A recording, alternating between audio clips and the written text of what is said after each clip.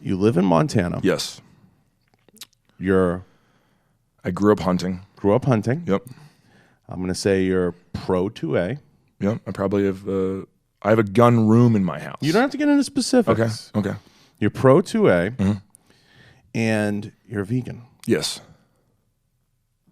How does that work? Very easily. Break it down. Very easily. Break it down. All right. Everybody's waiting because we've been waiting for this one. one. We'll quick start with the vegan thing, right? And I think I'll try to approach it a good way because I know it's very annoying. My whole life. No. Give me the science because I had Stan Efforting in here. He broke everything down. Break it down. He's very smart. I'm not smart. I'll say that, right? Where's the camera I can look at? I am not smart. So, all right. So I started out we got goats. Okay. Spur of the moment, we bought goats on the side of the road. We raised them, and they started acting like dogs. We also got a deer in Pennsylvania named Benjamin, that every day you walk outside, Benjamin walks up, you pet him like a fucking dog, and all of a sudden I'm like forming these relationships with animals. The turkey follow me around, you pet their heads, and I'm like, these are all animals I eat. You know what I mean? So I was 305 pounds. I was morbidly obese. No, I mean I was strong as fuck, but I was big, and Dana and my creative director in Australia were like, hey man, we want you to lose weight. We're worried about you. I was like, all right, cool, I'll lose weight. So I switched to just fish because I thought that's how you could lose weight. So around that same time, forming the relationship with the animals, just switching to fish, my body shredded down 20 pounds right away and I felt awesome. Right away when I stopped eating meat, my wedding ring fell off. Okay? And I was like, well, I started noticing everyone's like, you lost so much weight. It's like I lost the D-ball face with your bloated round face. Mm-hmm. All my joints got smaller, less inflamed. I grew up, I'd say when I was 22, I started getting hemorrhoidal tissue. Mm-hmm. And my dad was like, you're just going to have that forever. One day you'll have to get surgery. And I was like, fuck, this sucks. That went away. And I was like, wait, why was meat doing all this weird shit to my body? So I grew up believing all this. So all of a sudden, then I started having these little jacked vegan friends that are in my ear, and they're like, "Bro, drop fish out. It's just like an animal." And I was like, "All right, cool. I'll do it just to see what happens." Dropped fish out, was relying on eggs, and nothing really happened. I just felt great. My digestion was faster, but nothing overall happened, positive or negative. Once the swelling went down. A little bit of hemorrhoidal tissue went down and my face looked leaner. It was less round. I was like, okay, cool. That was the only changes I made. I noticed. Then everybody was like, well, dude, listen, see, your whole life you thought you needed meat, you thought you needed fish, you needed all these things and you don't need. I'm like, yeah, but I'm still doing eggs and dairy and that's why I'm fine. So 3 years ago, I dropped out eggs and dairy. And it's 3 years later, I'm 255. I just ran my mile. My mile time after not running was a 6:12 at 255. I don't know. I feel great. So my thing is, I always think that everyone's lying to me because you understand marketing, right? Yep. So all of a sudden after a little bit in, I'm like, wait, regardless of science, regardless of all this shit, is everyone lying to me? Do we not need to consume animals? Well, we're all being lied to. Exactly. But that frustrates me. It's like when kids find out that oh wait, so this protein powder is not going to make me look like Jay Cutler? When you're a kid, you grow up and then when you're 20, you're like, wait a second, I thought this was the magic. So I had that same feeling and I was like, wait, I thought meat was the magic. I've been told this whole time.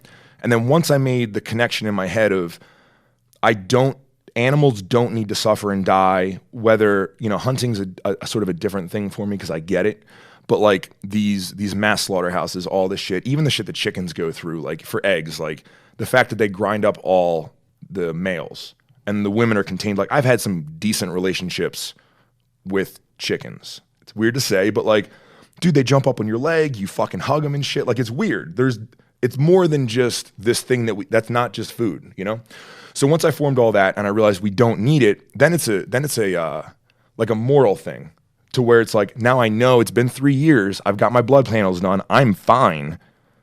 And everyone's like, well, where are you getting this? I'm like, I told you I'm not fucking smart. I'll look at the camera again. I'm not smart, but somehow everything's fine.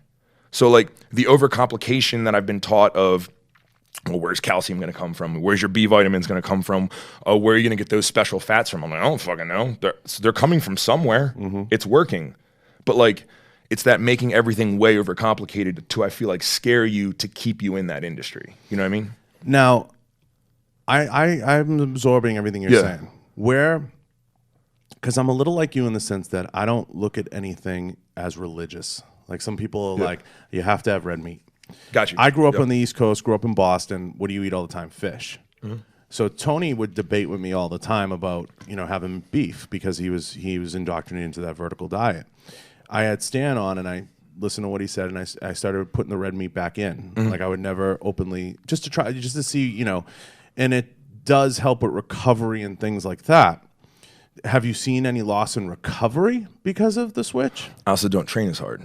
Okay. I mean, well, I don't train as heavy. Right. You know one. Because my joints are falling up. Yeah. There's no reason There's no for me to reason. deadlift 700. I don't know. Yeah. I have that argument all the time, and Tony's learning that. But it's one of those things. You do evolve as you get older, but you've been able to kind of seamlessly incorporate this. Now, the thing I think that scares everybody about veganism and making the plunge is it's almost like a freaking religion. So, and that's the thing. So let's expand on how I eat real quick, right?